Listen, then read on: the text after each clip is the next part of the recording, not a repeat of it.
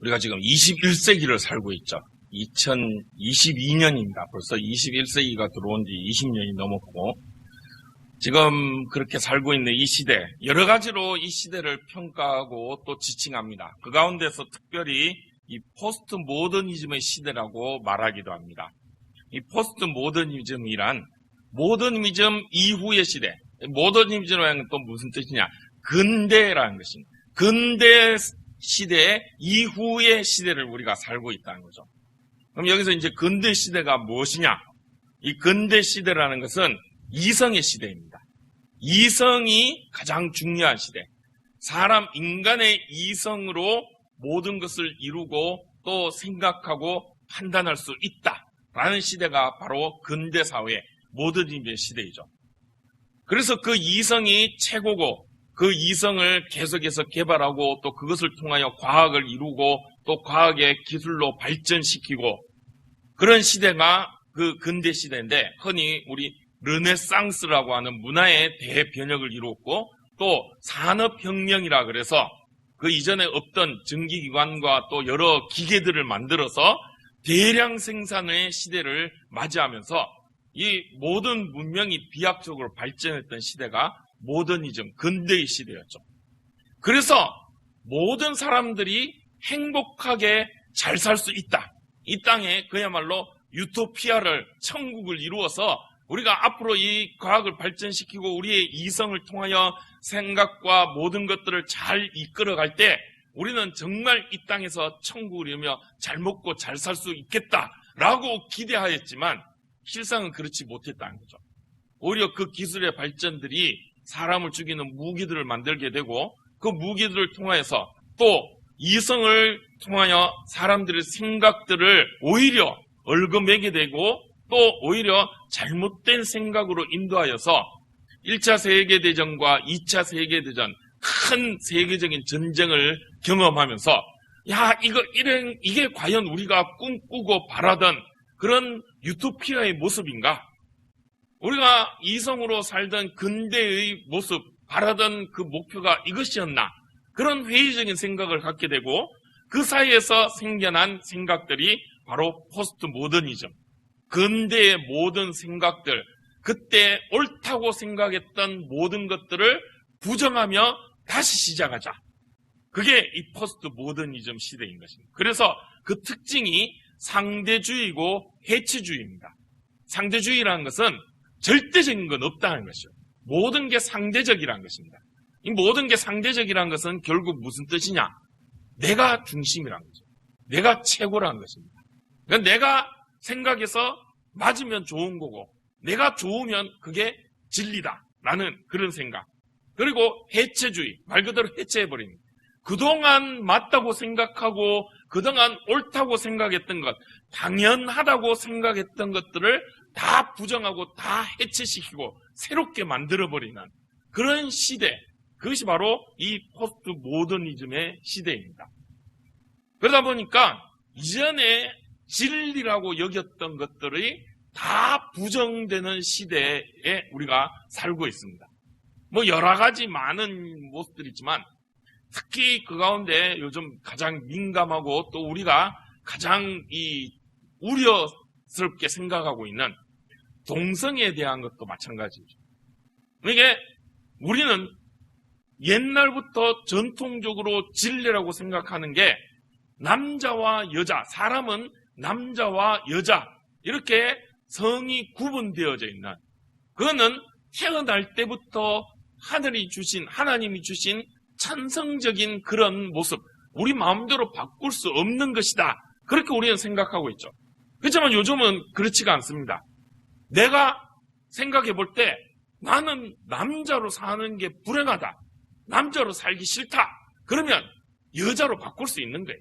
요즘 또 의학도 발달돼가지고 이 몸도 여자로 바꾸어 버립니다. 내 생각만 여자로 바꾸는 게 아니라 육체까지도, 몸까지도 여자로 바꾸어 버릴 수 있고, 또 여자들도 난 여자로 살기 싫다, 여자들은 그동안 많이 억압당하고 남자가 좋아, 남자가 될 거야, 그러면 남자가 될 수 있다는 거죠.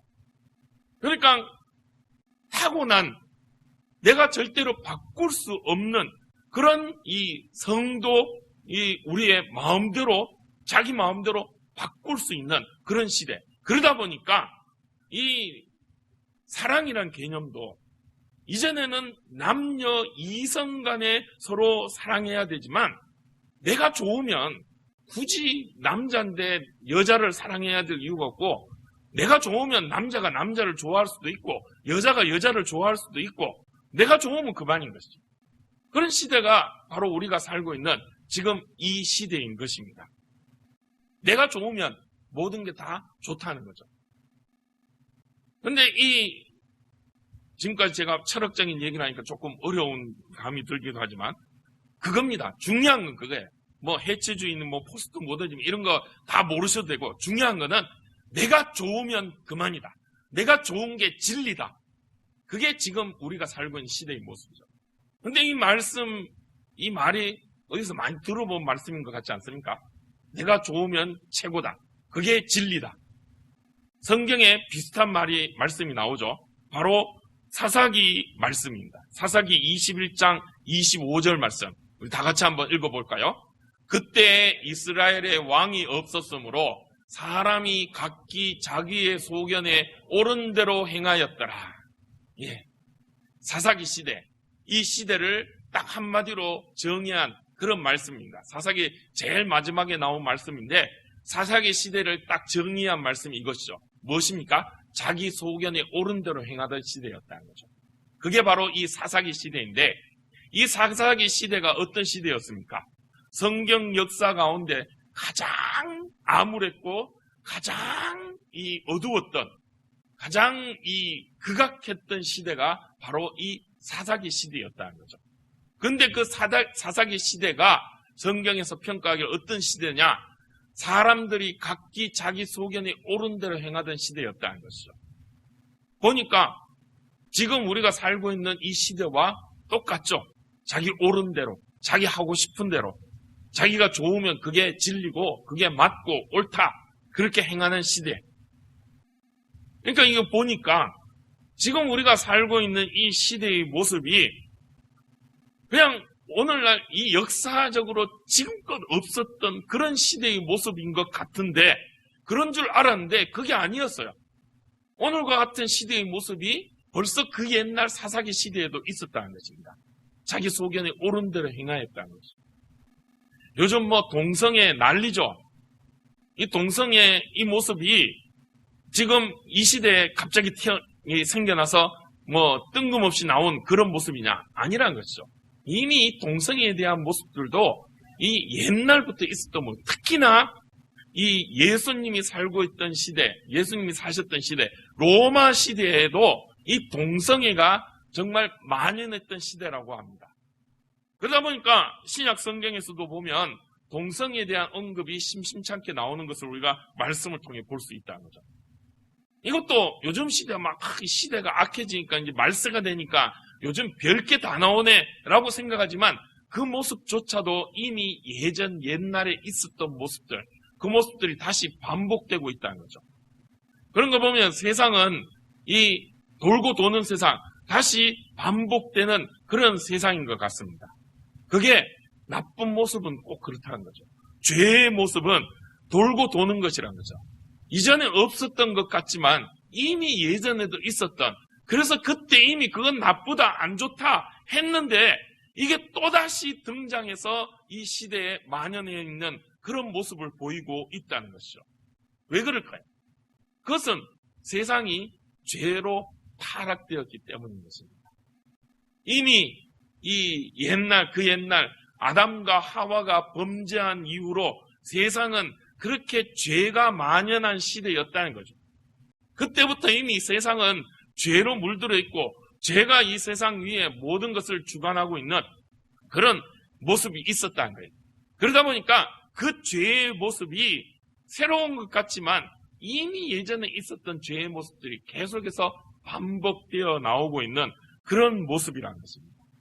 그러니까 오늘날 우리 살고 있는 이 시대도 뭐 갑자기 어느 날 뜬금없이 태어난 모습인 것 같지만 이미 옛날에 있던 죄의 모습들이 다시 반복되어 있는, 여전히 세상은 죄 가운데 있는 그런 모습이라는 거죠.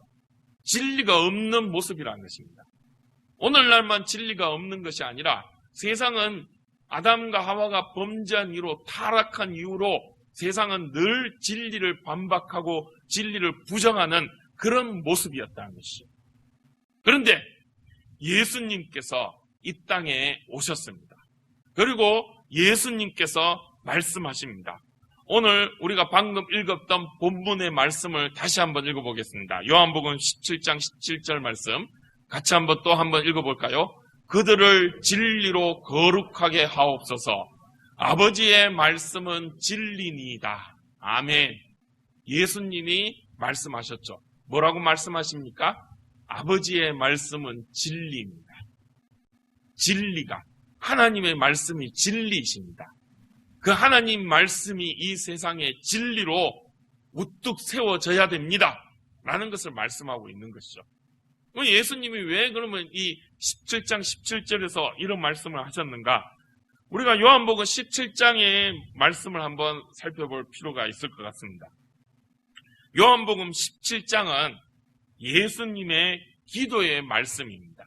우리가 흔히 이 17장을 예수님의 대제사장적 기도다라고 말씀하고 있습니다. 그게 무슨 뜻이냐? 예수님께서 이제 십자가에 달려 돌아가시기 전날 밤 마지막으로 예수님이 하나님께 드린 기도의 말씀이 바로 요한복음 17장 말씀이라는 것이죠. 그런데 그 내용을 살펴보면 이제 예수님께서 십자가에 달려 죽으시고 또 물론 부활하시지만 부활하신 이후에 승천하시게 되죠. 그래서 이 땅에서 예수님이 이루실 구원의 모든 사역들을 다 이루시고 이제 하늘로 하나님 우편으로 승천하시게 되는데 그것을 생각하시면서 이제 예수님 떠나시고 난 후에 이 땅에 남아있을 예수님의 제자들, 그 제자들이 세울 교회를 위하여 기도하는 그 제자들과 교회를 위한 예수님의 중보의 기도가 바로 이 요한복음 17장 말씀이란 것입니다. 그래서 예수님께서 이 땅에 무엇을 하셨고 또 어떻게 이루시고 또 그것이 어떻게 이어져야 될 것인가에 대한 말씀을 기도하면서 하나님께 당부하시면서 오늘 우리가 읽은 이 17절 말씀, 하나님의 아버지의 말씀은 진리입니다 라는 말씀을 하신 것입니다. 즉 진리가 없는 이 시대에 진리를 세우시고 그 진리를 지키시고 또 그 진리를 이 땅 위에 더욱더 든든히 세워 가야 함을 강조하시는 것이죠. 그러면 그것이 바로 교회의 사명이라는 것입니다. 그러면 그 진리가 무엇이냐? 그 진리가 바로 아버지의 말씀이라고 선포하고 있는 것입니다. 즉, 이 땅의 교회가 지키고 또 이루어가고 또 더욱더 성숙시키고 성장시켜야 될 것이 그 진리가 무엇이냐? 바로 하나님의 말씀, 아버지의 말씀이라는 것이죠. 이 말씀을 지키고 이 말씀을 선포하고 이 말씀을 가르쳐야 하는 것이 이 교회의 사명이라는 것입니다. 그것을 예수님께서 말씀하고 있다는 거죠. 그렇습니다. 우리의 믿음은 말씀에서 시작해서 말씀으로 끝납니다. 우리의 믿음은 말씀이 모든 것이라 할 수 있습니다. 그래서 우리는 늘 말씀을 가까이 해야 되고 또 말씀대로 살아야 합니다. 왜냐하면 그 말씀이 우리의 복이기 때문이죠. 시편 1편에서 그렇게 시편 기자가 말씀하고 있죠. 복 있는 사람이 어떤 사람이라고요? 2절에 넘어가면서 하나님의 말씀을 주야로 묵상하는 자가 복 있는 자다. 즉, 이 하나님의 말씀을 늘 주야로 읽고 묵상하고 그 말씀대로 사는 그가 바로 복 있는 사람이다. 이 하나님의 말씀이 복이다 라고 말씀하고 있는 것이죠. 또 시편 119편 103절에서는 이 말씀을 어떻게 표현하고 있죠? 그 말씀이 꿀과 같다고 말씀하고 있습니다. 꿀처럼 달다는 거죠. 꿀처럼 너무 맛있어서 먹어도 또 먹고 싶은 것이 바로 이 하나님의 말씀이다 라고 말씀하고 있는 것입니다. 정말 그렇습니까? 여러분들 정말 말씀이 꿀과 같이 닿습니까? 아멘 소리가 좀 적네요. 꿀과 같이 단 말씀입니다.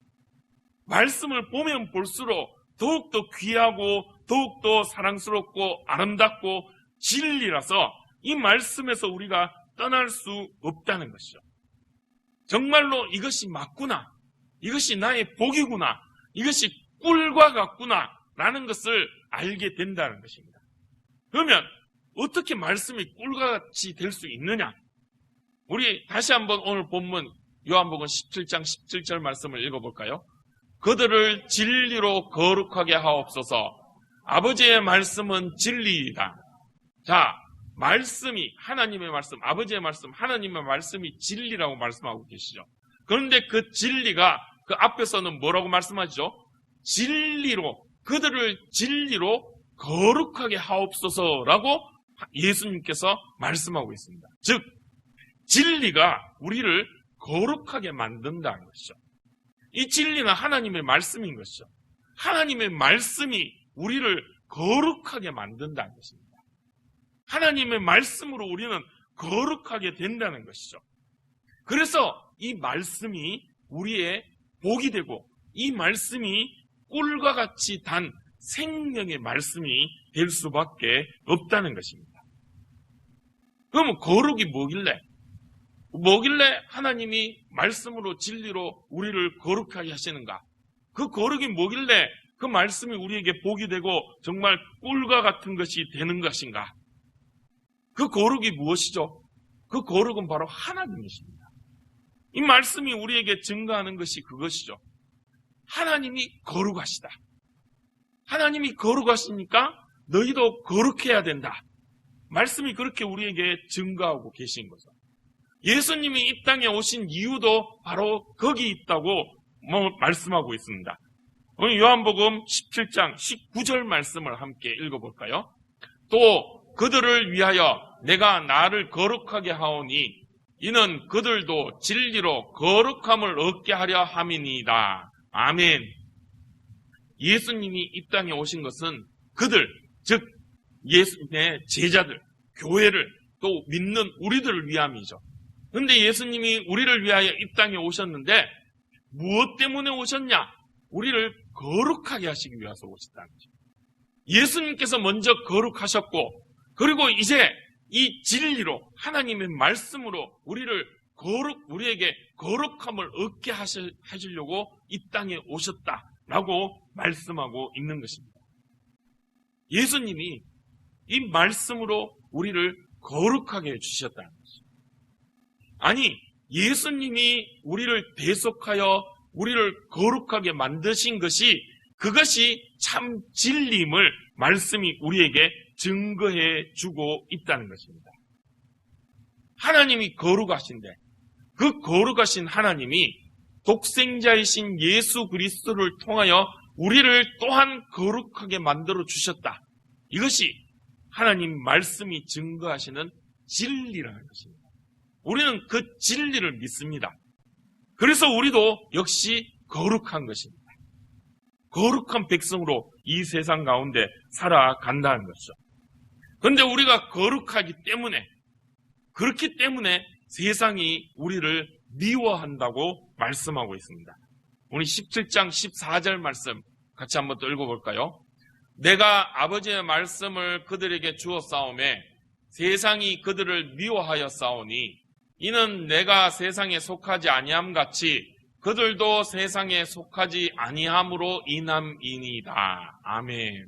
자, 예수님께서 하나님의 말씀을 우리에게 주셨어요. 진리인 하나님의 말씀을 우리에게 주셨어요. 그런데 그렇게 말씀을 주셨더니 세상이 우리를 미워한다는 것입니다. 왜 미워하느냐? 그 말씀, 진리인 말씀이 우리를 거룩하게 만들었고 그렇게 거룩하게 된 우리는 더 이상 세상에 속하지 아니하기 때문에 그래서 세상이 우리를 미워한다는 것이죠.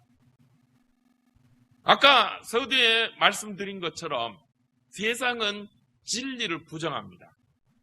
지금 우리가 살고 있는 21세기 이 포스트 모더니즘 시대뿐만 아니라 태초 이래로 아담과 하와가 범죄한 이후로 세상은 늘 진리를 부정하고 미워합니다.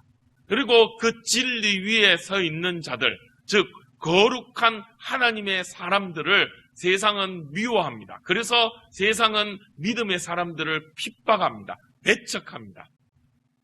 그것이 세상의 모습인 거죠. 그래서 우리도 세상 가운데 살아가면 우리는 세상으로부터 미움을 받고 배척당할 수밖에 없고 핍박을 받을 수밖에 없다는 거예요. 왜냐? 우리가 진리인 하나님의 말씀을 믿어 거룩한 하나님의 백성이 되었기 때문이죠. 예수 그리스도께서 그 진리의 하나님 말씀을 우리에게 가르쳐 주시고 주셨고 그 말씀을 믿기에 우리가 거룩한 백성으로 살기에 세상은 우리를 그냥 내버려 두지 않는다는 것입니다. 죄가 만연한 세상은 마귀 사탄이 그 죄로 세상을 망하게 만들려고 하지만 하나님께서 그 마귀의 괴계를 물리쳐 주시고 또 그 가운데에서 우리를 진리로 택하여 주셔서 거룩한 백성으로 살게 하시고 또 그렇게 거룩하게 만들어 주셨기에 이 마귀가 지배하는, 악이 지배하는 세상은 우리를 미워하고 또 배척합니다.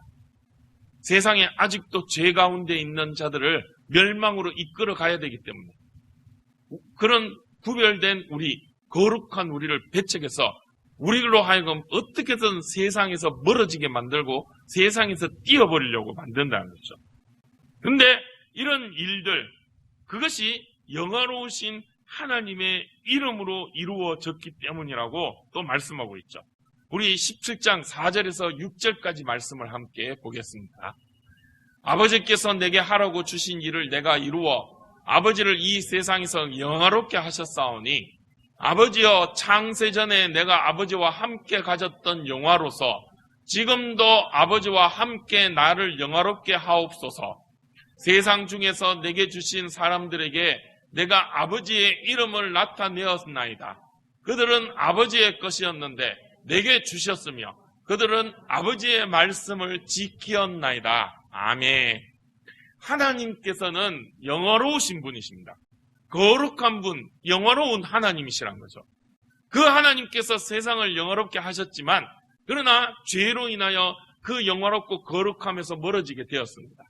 그러나 하나님께서는 창세 이전부터 함께 하셨던 그 영화로움을 함께 가졌던 예수님을, 그 예수님도 영화롭게 하셔서 그 예수님을 이 땅에 보내주시고 그 예수님을 통하여 우리에게 믿음을 갖게 하여 주셔서 하나님의 말씀을 지키게 하셔서 이제 우리도 그 예수님의 것이 되게 하셨고 결국 그 예수님의 것이 된 것은 하나님의 것이 되어서 그 하나님의 영화로움에, 그 하나님의 거룩함에 서게 하여 주셨다는 거죠. 그래서 결국에는 우리도 그 영화로움에 함께 서서 하나님의 그 영광의 자리에서 영원토록 하나님과 함께 거룩함을 이루는, 영화로움과 영광을 이루어가는 하나님 아버지 하나님의 그 이름을 가지고 살아가는 하나님 자녀되게 하여 주셨다는 것입니다. 그렇기 때문에 세상이 우리를 함부로 할 수 없다는 것이죠. 우리가 하나님의 것이기 때문에 아버지의 이름을 갖고 있는, 그 아버지의 이름을 이어받는 그런 하나님의 자녀로 하나님께서 우리를 구별하여 주셨다는 것입니다. 이것을 말씀이 우리에게 증거해 주시고 있다는 거죠. 18절, 8절에서 17장 8절과 9절 말씀 또 한번 같이 읽어보겠습니다. 나는 아버지께서 내게 주신 말씀들을 그들에게 주었사오며 그들은 이것을 받고 내가 아버지께로부터 나온 줄을 참으로 아오며 아버지께서 나를 보내신 줄도 믿었사옵나이다. 내가 그들을 위하여 비옵나니 내가 비옵는 것은 세상을 위함이 아니요 내게 주신 자들을 위함이니이다. 그들은 아버지의 것이로소이다. 내 것은 다 아버지의 것이요 아버지의 것은 내 것이온데 내가 그들로 말미암아 영광을 받았나이다. 아멘. 말씀을 예수님께서 우리에게 주셨습니다. 그것은 하나님께로부터 오신 말씀인 것이죠. 그 말씀을 우리가 받아 우리는 하나님의 것이 되었습니다. 세상 가운데 하나님의 것으로 구별되었다는 거죠. 예수님께서 우리를 그렇게 만들어 주셨다는 것입니다. 그것이 진리고 하나님의 말씀인 것입니다. 그래서 이제 하나님께서 우리를 책임져 주신다는 것이죠. 그것이 또한 말씀이 우리에게 증거하는 진리인 것입니다. 우리는 아버지의 것, 하나님의 것입니다. 예수님의 것이기 때문에, 예수님께서 피값으로 우리를 사셨기 때문에 우리가 예수님의 것인데, 예수님의 것이 되었다는 것은 결국 아버지의 것, 하나님의 것이 되었다는 것입니다. 그래서 하나님께서 책임져 주시고 그 영광의 자리에 함께 서게 하여 주신다고 약속해 주셨다는 것입니다. 그것이 우리의 믿음인 것이죠. 이것이 진리입니다. 하나님이 우리에게 주신 진리인 것이죠. 우리는 그 진리를 믿습니다. 그래서 이제 우리는 이 시대에도, 이 세상 가운데에서 하나님의 자녀로서 거룩한 하나님의 것으로, 하나님의 그런 이 영화로운 그런 하나님의 백성으로 살고 있다는 것이죠. 예수님께서 이 땅에 오셔서 그렇게 이루어 주셨다는 것이죠. 그 피값으로, 그 생명값으로 우리를 그렇게 하나님 자녀되게 거룩한 백성으로 살게 만들어 주셨다는 거죠. 무엇을 통하여? 말씀을 통하여. 그래서 우리는 이 말씀을 붙잡을 수밖에 없고, 이 말씀을 주야로 묵상할 수밖에 없고, 이 말씀을 우리가 배우고 익혀 세상 가운데 이 진리를 선포하고 증거할 수밖에 없다는 것이죠. 그것이 진짜 생명이기 때문에. 이전에 나도 역시 죄악 가운데 죽어 멸망받을 수밖에 없었지만, 예수님께서 주신 이 말씀을 우리가 듣고 배우고 읽고 암송함으로 이 말씀이 진리가 되어 우리를 살려주셨다는 것입니다. 예수님이 누구신지를 알게 되고, 그 예수님을 보내신 하나님이 누구시고 어떤 분이신지를 우리가 알게 되어 이제 그 예수님을 통하여 하나님 자녀되어 거룩한 하나님의 백성으로 살게 된다는 것이죠. 이 진리를 우리는 세상 가운데 증거해야 될 것입니다. 그 말씀대로 살며 또 그 말씀을 선포하고 증거하여 이 말씀대로 살아 진리가 없는 이 시대에 참 진리를 증거해야 될 줄 믿습니다. 그것이 말씀을 주신 이유, 그것이 하나님께서 예수 그리스도를 이 땅에 보내주신 이유라는 것이죠. 요한복음 17장 23절 말씀을 함께 읽어보겠습니다. 곧 내가 그들 안에 있고 아버지께서 내 안에 계시어 그들로 온전함을 이루어 하나 되게 하려 함은 아버지께서 나를 보내신 것과 또 나를 사랑하신 같이 그들도 사랑하신 것을 세상으로 알게 하려 함이로소이다. 아멘. 말씀이 증거하신 진리가 이것이란 것이죠. 예수님께서 우리 안에 있습니다.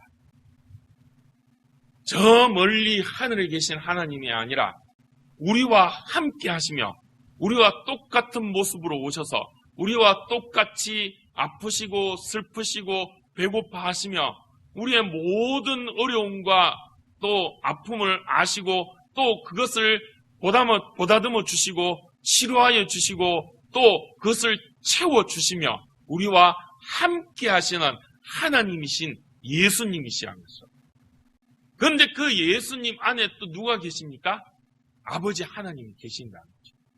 하나님께서 예수님을 보내실 때 그냥 네가 알아서 너 혼자 가서 해봐라 하신 것이 아니라 하나님께서 그 예수님 안에 계시며 하나님께서 그 예수님과 함께 오셔서 우리 안에 계신다는 거죠.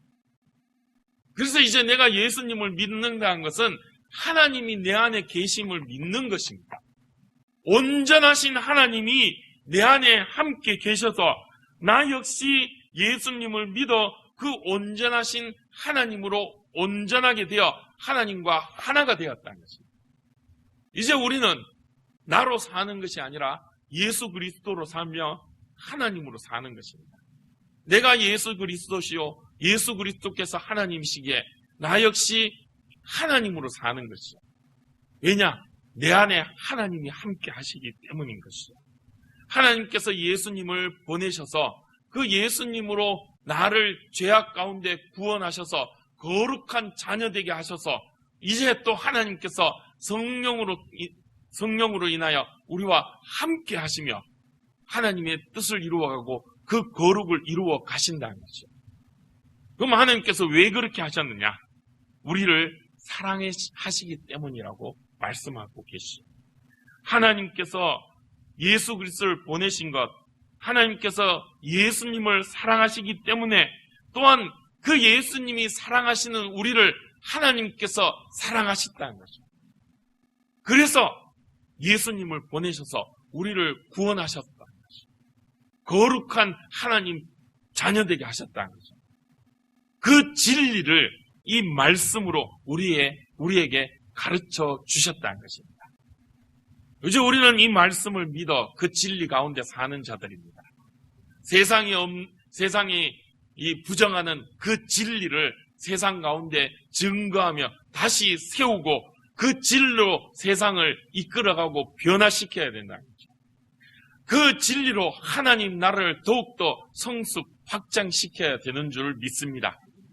나를 사랑하신 하나님, 그 하나님의 사랑이 우리가 배우고 익히고 선포하는 말씀으로 세상 가운데 증거되는 줄 믿습니다.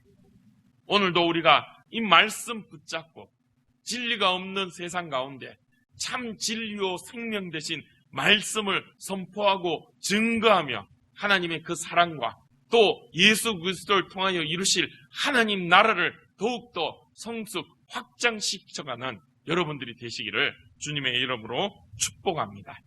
기도하겠습니다. 하나님 은혜 감사합니다.